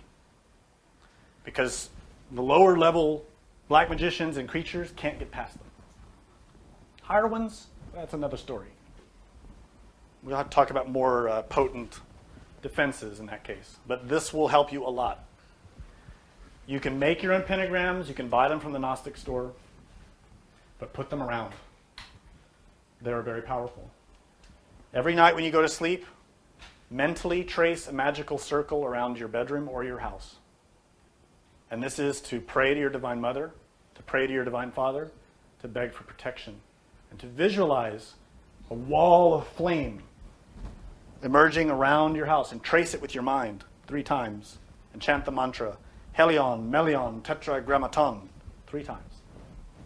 That will protect you. If you're not saving your energy, if you're not transmuting, nothing will happen. But then no one's going to come there to steal anything from you, because you don't have any energy to steal.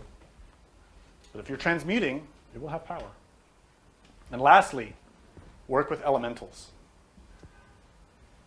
Elementals can do a lot to help you, to protect you, to defend you, and to guide you, to help you, give you information.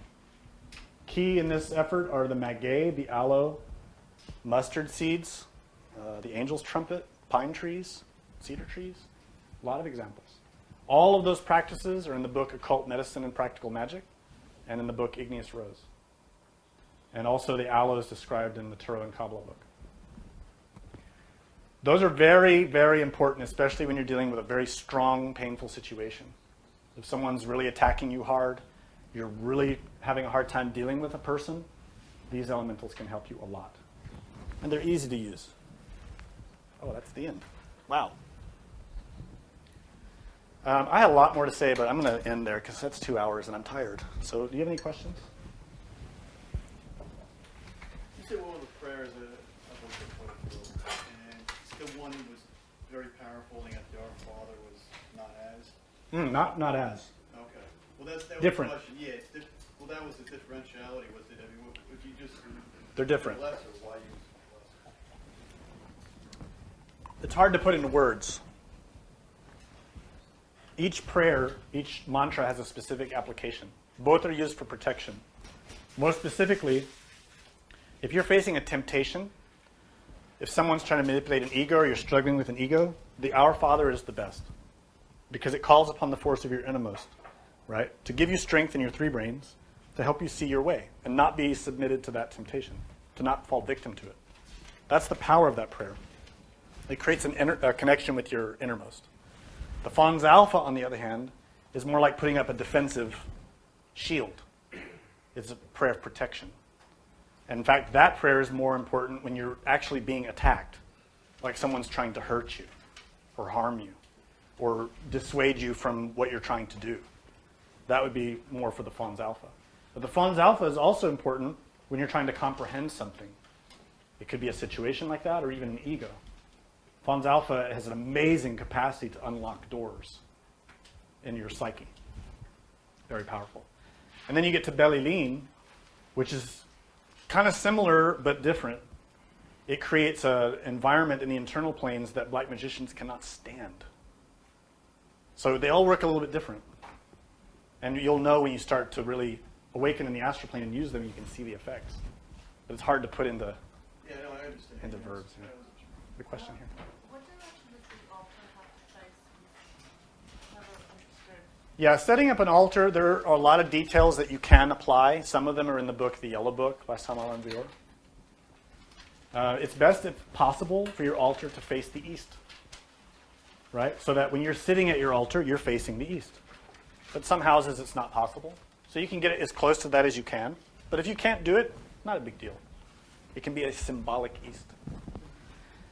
North is also good, but east is generally the preference. Is there a question here? Is this an antidote for getting us through the minor mysteries? Is it an antidote for the minor mysteries? Getting us through them. No, nothing can get you through the minor mysteries except psychological change. Now, all of these techniques can help. They can help protect you and give you defenses and help protect you when you're facing, temptations and struggles. And you're also demonstrating that you're learning how to use the techniques. That's all important. But truthfully, the only way to get through the minor mysteries is to pass the tests that the masters are giving you. So even if you do the Our Father the entire 24 hours of the day, if you fail the temptation, you failed. Simple. We have to pass the temptations. The test of each of the 9 arcades is the only way. Another question? Yes. Twilight, is that the morning sun? Twilight. Twilight is any time the sun is just below the horizon. When you can't see the sun, could be morning or evening, from my understanding. It's that level of light where there's light, but you don't see where it's coming from. Any other question? One here? A little bit. I'm not quite sure how to phrase it intelligibly, but can a sudden increase in psychic control or psychic abilities be attributed to dark magicians trying to awaken you to their side? Interesting question. So you're asking if you experience a sudden increase in your abilities to manage your mind, could that be a sign of black magicians working you? It could be. It can be. Look for clues in your physical life. If black magicians are really trying to bring you into their path, there will usually be a physical component. They'll usually be watching you in the physical world. Not always, but generally. So take a look around. And also, have a healthy dose of skepticism about yourself. I can't even tell you how many people I've known who have become victims of their own paranoia. I couldn't even count. So don't become a victim of paranoia. Be a healthy skeptic of what you see, outside or inside, and defend yourself. If you suspect black magic, defend yourself. Apply these techniques, learn them. They're in the books. I just skimmed past it really quick. We didn't have time to go into detail. Memorize the mantras and prayers. Apply the principles in your daily life and awaken your consciousness. And you'll find out. If black magicians are manipulating you, you will find out if you persist. The reason is they cannot conquer God. You have God within. Your innermost is there. If you rely on Him, nobody can come between you and your innermost. Nobody. Not even Javeh, the chief of the Black Lodge. Not even he can stop you. That's how great your innermost is. So put your faith in Him. Do your practice. Discriminate. Be prudent. Be smart. Another question? In the back? No? One here? Thank you very much. Oh, you're welcome. Another question here? Okay, so you said that we're all under Arcanum 18. What's something that the students who have their inner urgency, the fundamental tendencies under 18?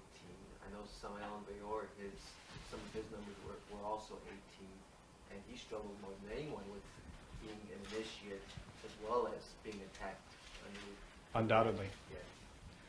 Well, the thing to remember is that no number is 100% negative. Numbers are relative. The only fixed value in existence is that one that is not fixed, which is the absolute. And every other thing that emerges from that is numbers. It's all Kabbalah, right? Everything that emerges out of the absolute is relative, even 18. That means that in the Arcanum 18, there is a great deal of beauty and a great deal of light, because you see the duality there. That duality is necessary in nature for nature to function. It's necessary. The Black Lodge and the White Lodge have always existed and will always exist. This is no mystery. It's normal. So if someone has the Arcanum 18 as their inner urgency or fundamental keynote, or has some other significance in their life, they need to meditate on that and uncover the mysteries that are hidden there. It could imply that they have a strong relationship with black magic from the past. Could easily mean that. It could also mean that they need to work with the 2 nines in order to become a perfect 9. And that's a deep mystery that only that person will be able to grasp through a lot of work on themselves. So there's no easy answer. But that's that way with any of the arcana. We all look at like the Arcanum 1 and we think, oh, it's the magician, it's the innermost, it's simple. No, it isn't. No arcanum is simple. None of them. They are cosmic laws. The entire universe is codified in those 22 arcana. There's nothing simple about that. And there's nothing fixed. They're all relative. As an example, you cannot understand 18 at all until you really understand 16 and 19. I mean 17 and 19, right? Because they're relative to the factors that surround it. If you want to understand the 18, know the 17 and the 19. And then you'll start to get a glimmer of what that's about. I'll leave it to you to investigate that. Any other question before we wrap it up? Yes? You said to show no mercy to our ego and show love to black magicians, right? Well, usually in eternal planes, the egos are the black magicians, what I've experienced. So how do you distinguish with something like that? So how do you distinguish in the internal planes? I'm getting tired, my tongue doesn't work. Between black magicians and your egos. Well, if you can't tell the difference, you need to defend yourself first, right? If you're being attacked, where did you go? Oh. I'm talking to you. I know how to do that. That's the question. If you're being attacked, defend yourself, right? And then to figure out what the situation is. You have to determine that. Simply that. Yeah, you can conjure first before, yeah. You have to conjure, no matter what. If you're under attack, if you're being hurt and harmed and pummeled and overwhelmed, defend yourself. Use your skills. And that's going to be the conjurations and the prayers and mantras that you know. Once you're in a stable position or out of that situation, you can then try to figure out what was going on. But it might take you a while. Any other question? Yeah. You mentioned that we would use bodhicitta as a way to help ourselves when we're getting attacked by black magicians. But if we're doing that, then our innermost has some work that he's doing. Those black magicians aren't going to like it. They're going to attack you more. So when you do that element to help yourself, help get rid of black magic and attacks, there's still more people who are going to try and attack you because you're doing. Yeah, it's true.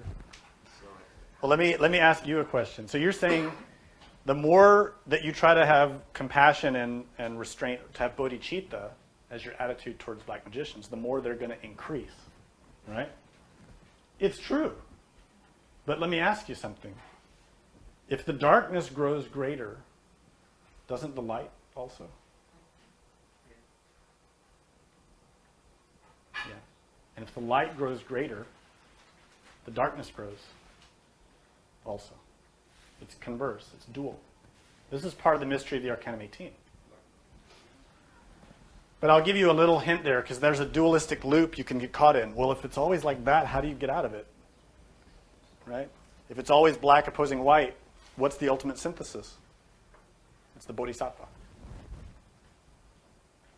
The bodhisattva is the perfect 9 who goes beyond the 18. The bodhisattva goes beyond good and evil. It's neither good, it's not evil. It goes beyond. And neither the good or the evil can comprehend the bodhisattva.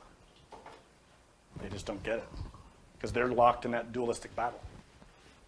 This is part of the tragedy of humanity. Even when we find a true path, like Gnosis, we adopt it, we begin to practice it, and maybe we start to awaken and develop the solar bodies or whatever. We start to become white magicians. Then we get locked in that dualistic struggle of black and white and never get out of it. That's what we call nirvanis, pratikas, or Shravakayana teachings.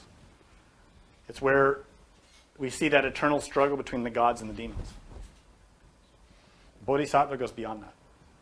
And the key to going beyond that is bodhicitta.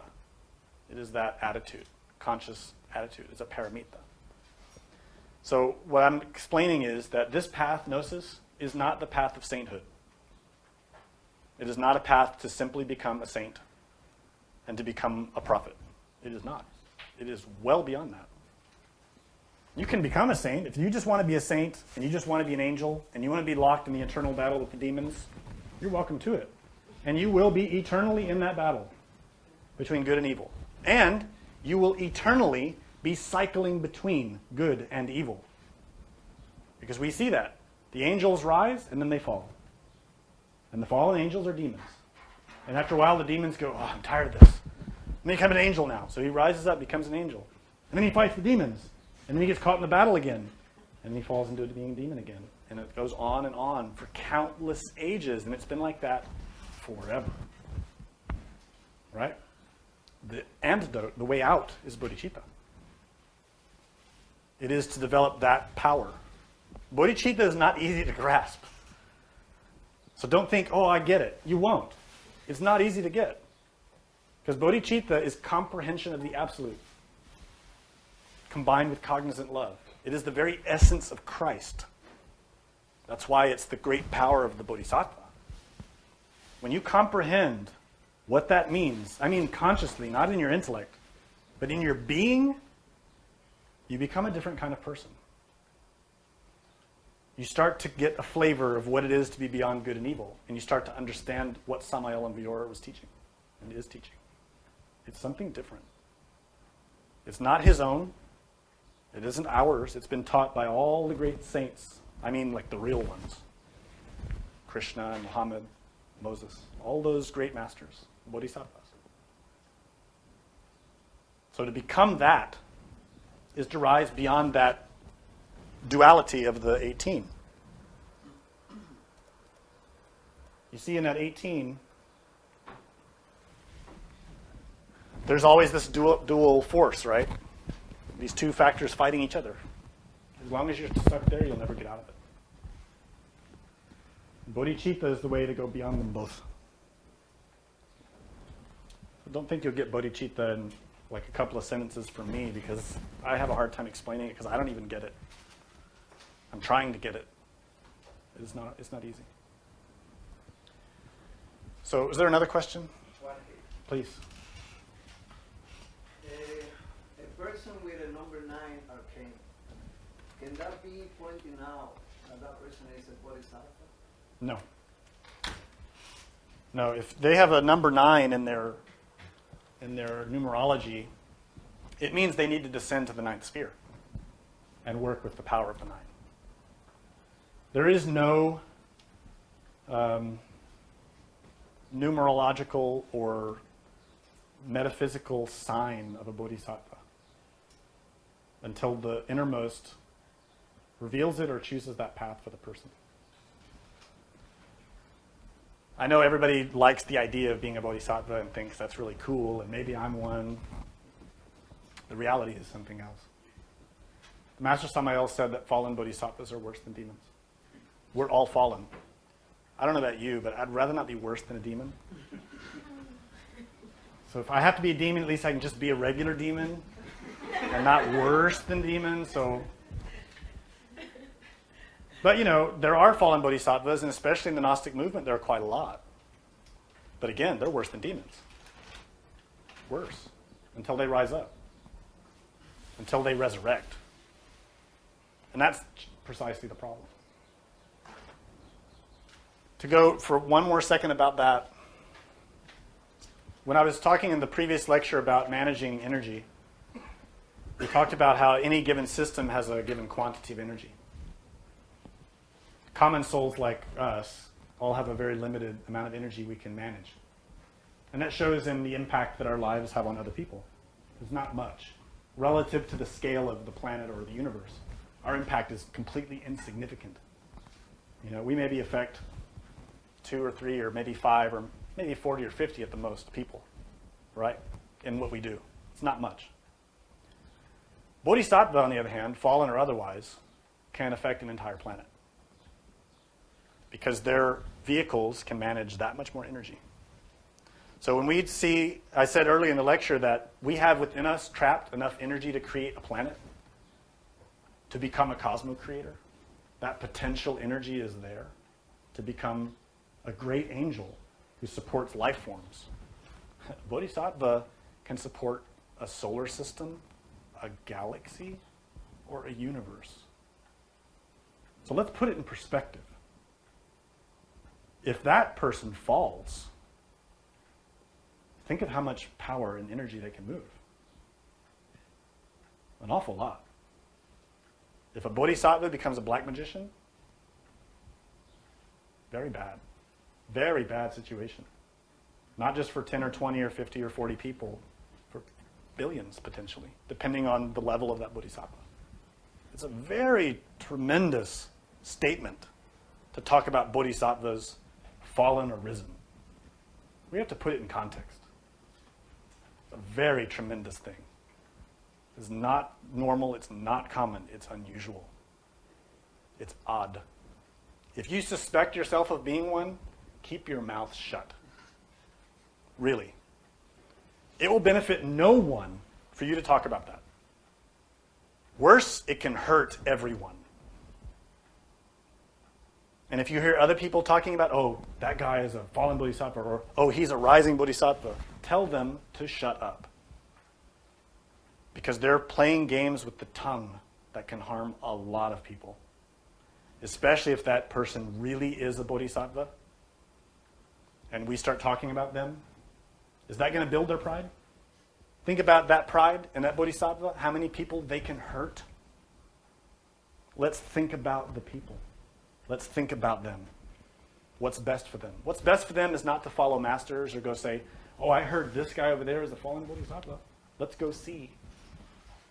Let's go see if he really is a great master. Let's go listen to his teaching and find out. What effect is that going to have on people? Bad.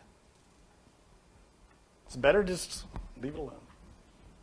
If someone really is a bodhisattva and they really rise up, that's great. That will help humanity a lot. And if they are not, leave them alone. Simple. Any other question? No. Good. Thank you.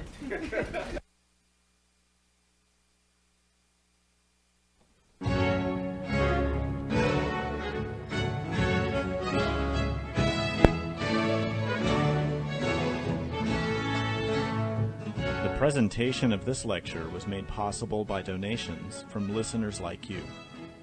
Help Gnostic Radio to help others. Make a donation by visiting gnosticradio.org. For questions and deeper understanding of this lecture, we invite you to explore the wide variety of resources available on our websites. Thank you for your support. May all beings be happy.